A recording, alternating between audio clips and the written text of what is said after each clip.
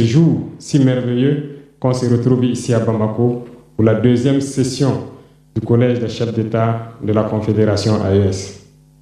Je voudrais aussi rendre un hommage appuyé à nos vaillantes forces combattantes qui mènent un travail colossal sur le terrain et qui permettent qu'aujourd'hui nous pouvons nous retrouver ici pour communier au nom de nos populations. Je vais m'excuser encore une fois de plus auprès de ceux que mes mots pourraient vexer, parce que je n'irai pas par le dos de la cuillère. Nous allons nous attaquer encore aux mots qui miment l'Afrique.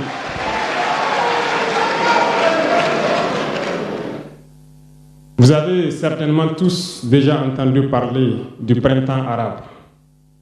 Ce phénomène qui a bouleversé la géopolitique du monde arabe, en commençant par le Maghreb, en Afrique et jusqu'en Asie, qui s'est manifesté avec des conséquences souvent désastreuses, des morts et des divisions par endroits, et des bouleversements politiques sans précédent dans d'autres endroits.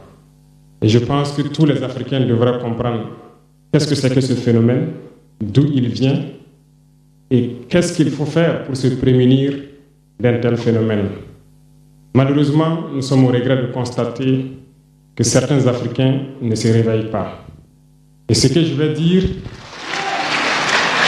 n'est que ma pensée à moi, mon analyse, c'est qu'il y a quelque chose qui vient sur l'Afrique de l'Ouest, que j'ai appelé l'hiver noir.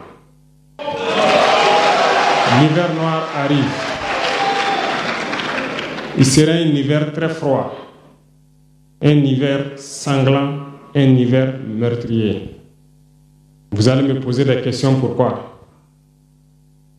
Eh bien, en fondant la Confédération de l'AES, nous avons senti ce froid venir.